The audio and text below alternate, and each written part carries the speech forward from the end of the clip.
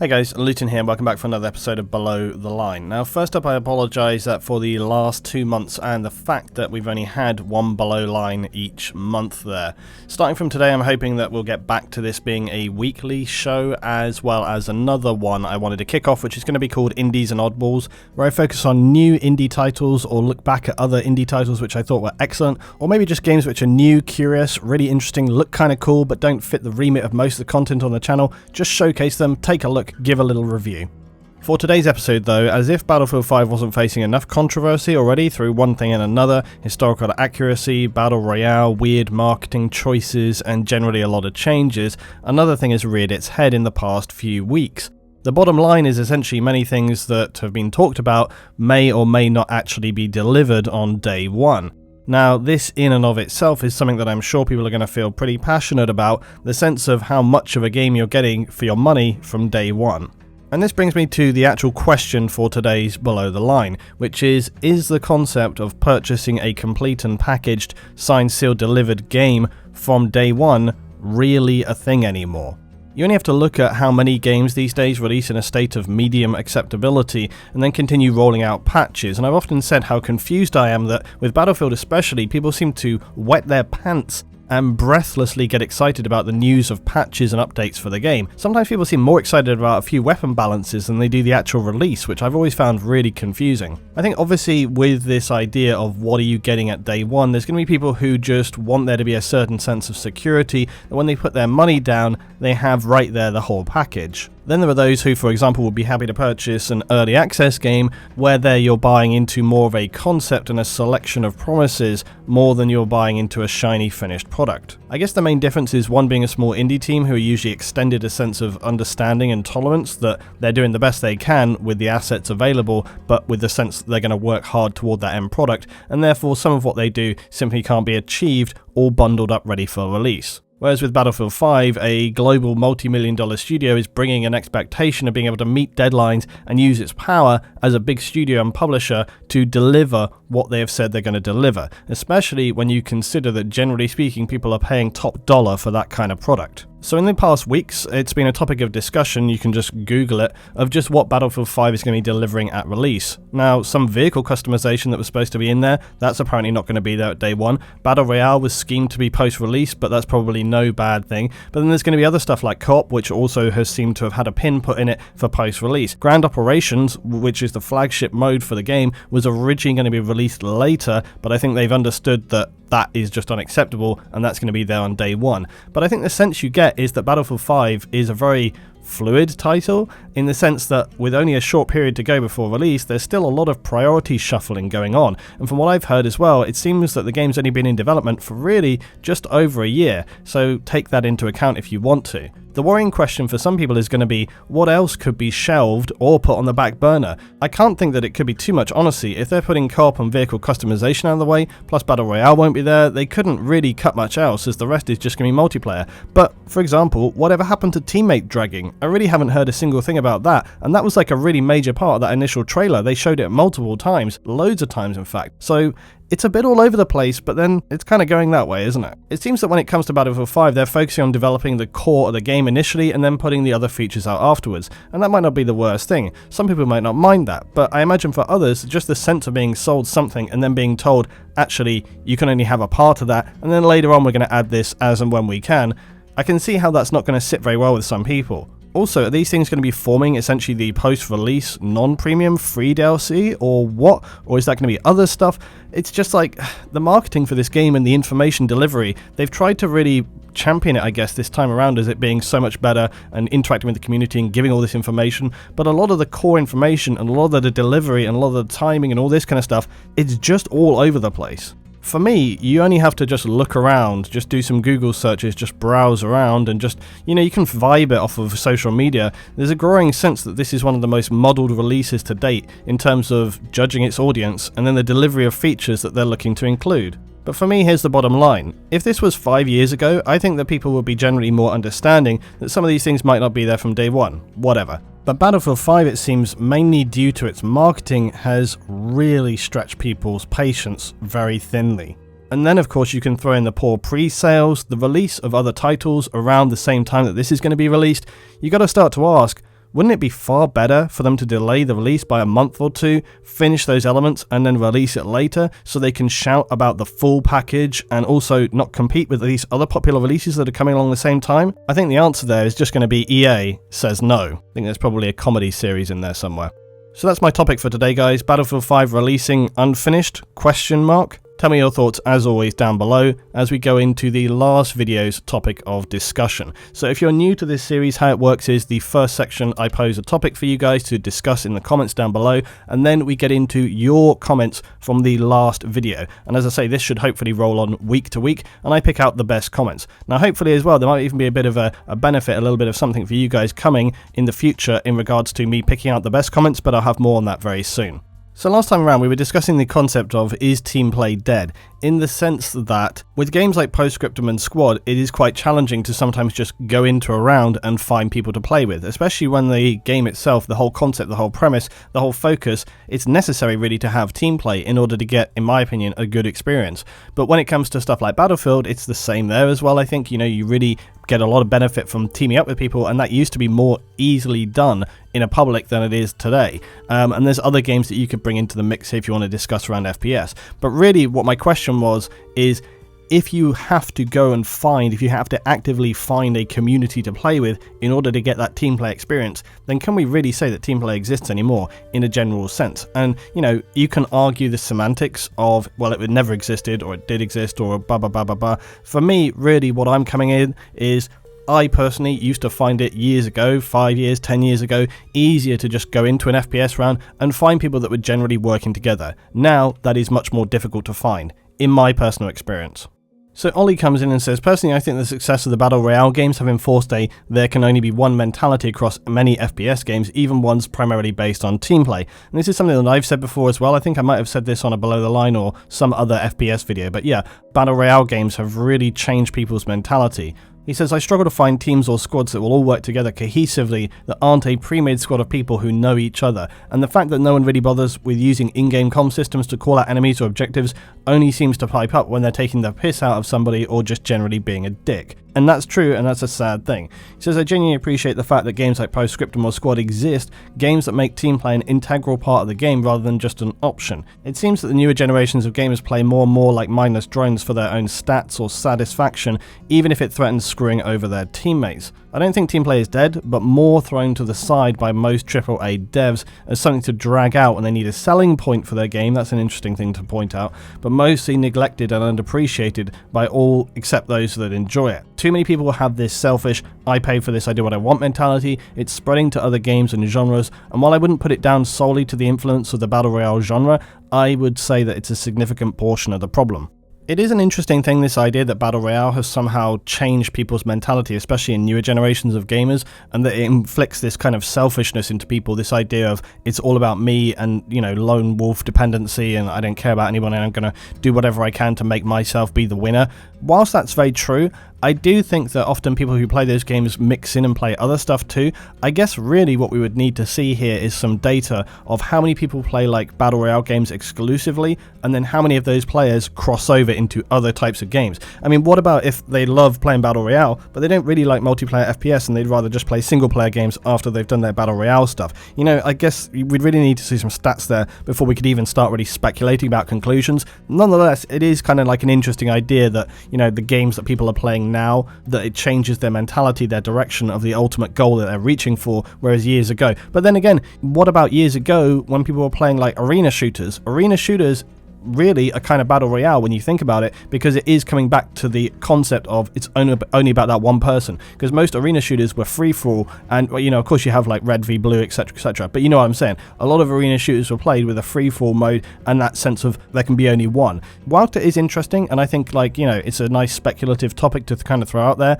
and like I say, even something that I have made as a point myself, I would also say, maybe it doesn't really stand up when you really think about it. Proxol says, I wouldn't say Teamplay is dead, more watered down as you said. I play RTS like Company of Heroes 2, FPS like BF1 and Insurgency. In all of these games I've recently had mixed experiences with Teamplay. People will work together, but it does help if you're on a specific server those committed players go to. So the frequency of encountering players that will communicate varies, but often I do find there are at least a few players that will carry a team. They go for points and do what is needed, hold flanks, fill roles that the team is lacking but needs.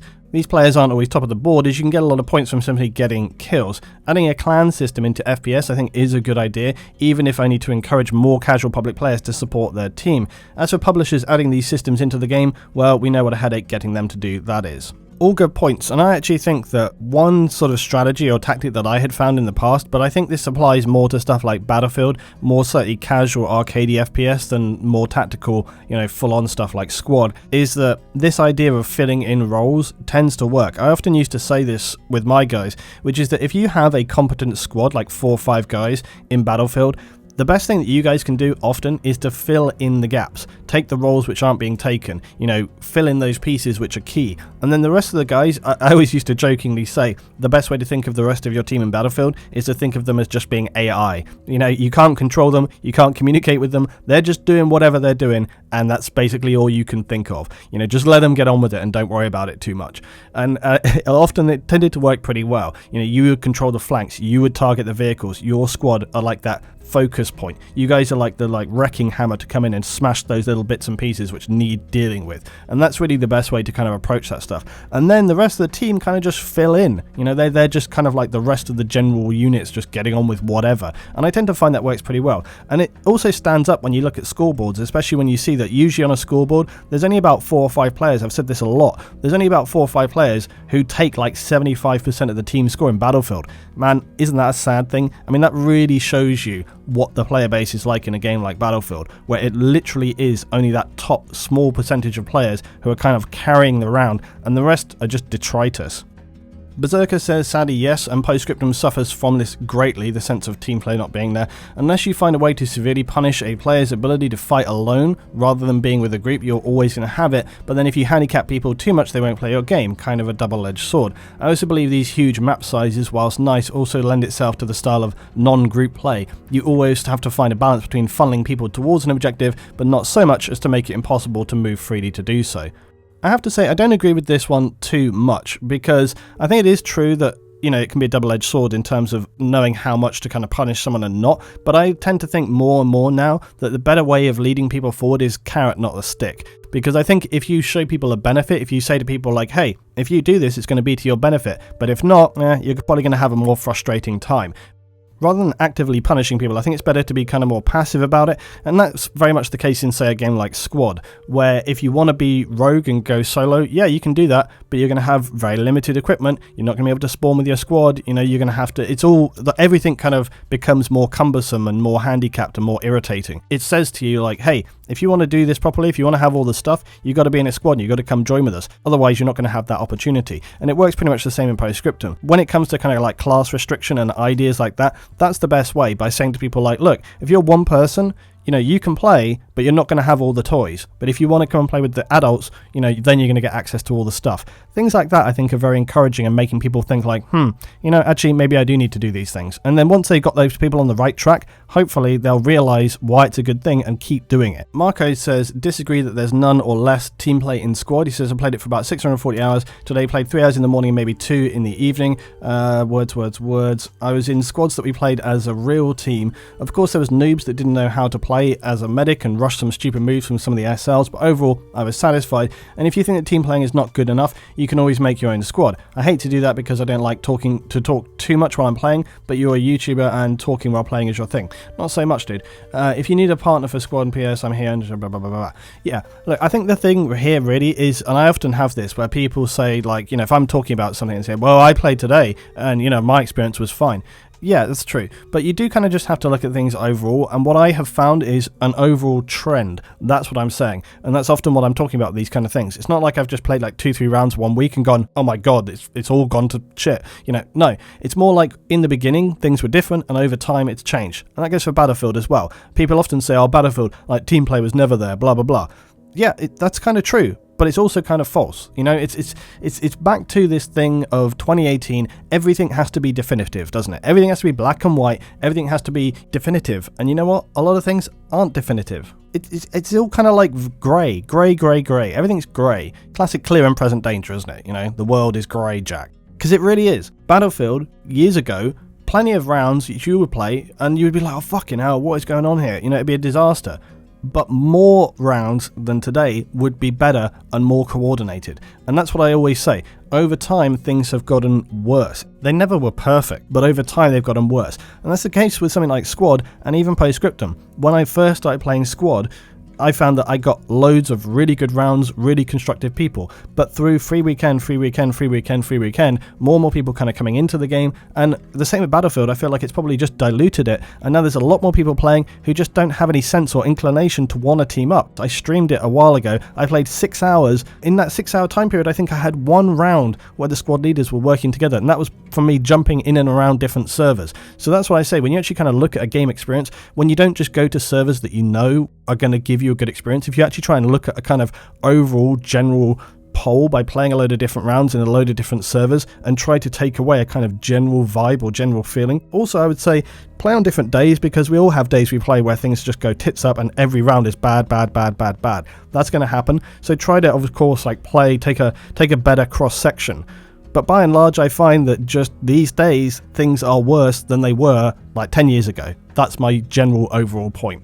Okay, Brutiful's in with the final and big comment of the day. He says, I think Teamplay is dead so far, as there being a lack of teamwork-orientated players these days, and that developers are relied upon too much to instill proper teamwork in their games. I remember playing a lot on the public Zeus servers about 3 years ago. That's actually where I started playing Arma in general, and at the start of every session, someone would make sure we lined up and made squads. It also was generally accepted that squads were a must in these missions. I fit right into this mindset, and soon enough, I was making sure squads were made at the beginning of each mission, and to this day I usually lead a squad. Fast forward to 2018, and the official public Zeus servers are much different. Instead of starting squads, most people are asking the Zeus for arsenals, jets, choppers. Even when I tried setting up squads, it wasn't uncommon for people to just not listen and rather shoot each other, or for them to just simply mock me for trying to create some semblance of organisation. That's something which seems to ring very true. Now friends of mine who've been on the public Zeus server since its initial release, like-minded players who are newer, and I are trying to set up a community to make organisation and serious play a staple of the public servers again.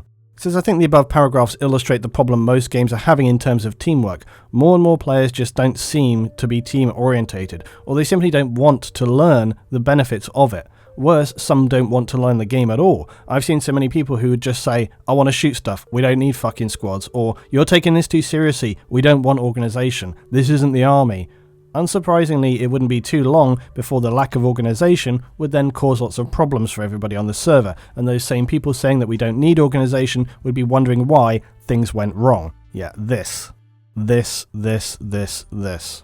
Games like Project Reality and to an extent Squad and Arma work well not because the game, or in Arma's case, specific game modes, are built with teamwork in mind, but also because teamwork-orientated players help to shape the community to be more teamwork-orientated. I find people are more willing to be more teamwork-orientated or even serious about the game if they are walked through the game properly, explaining why I lead a certain way or why we don't do certain things in-game. Even if it's fun, it helps a lot. New players also have to be willing to learn through all of this to work, and in Squad I've seen a lack of that willingness to learn, and I've only seen hundreds of complaints about this every time a free weekend starts for Squad. So no, I don't think Teamplay is necessarily dead. I do think there are less teamwork orientated players and less players willing to learn games properly though. Mix that with AAA developers focusing on appealing to the masses, and of course it's no surprise why Teamplay is lacking these days. Usual, great video, thanks for all the work you do, LT. So here's the thing, conclusions.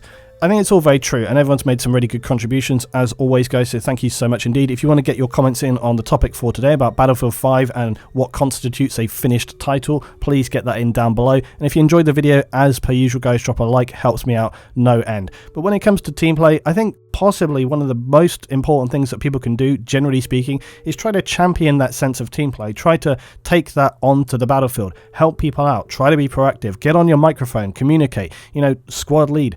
All of these things, it really does make a difference, and I think honestly it's very true that developers to a degree can really only do so much, and at the end of the day it is down to communities. Now community servers, like I say, are one thing, but I think generally speaking, if people can just be more positive, help people out, try and buddy up, try and get, even if it's just finding one guy and just buddy up for a little bit, that kind of sense of kind of just working together and trying to be positive, that's the kind of thing which I think will over time change stuff up. Try and show people the benefits rather than just hammering them with a stick all the time.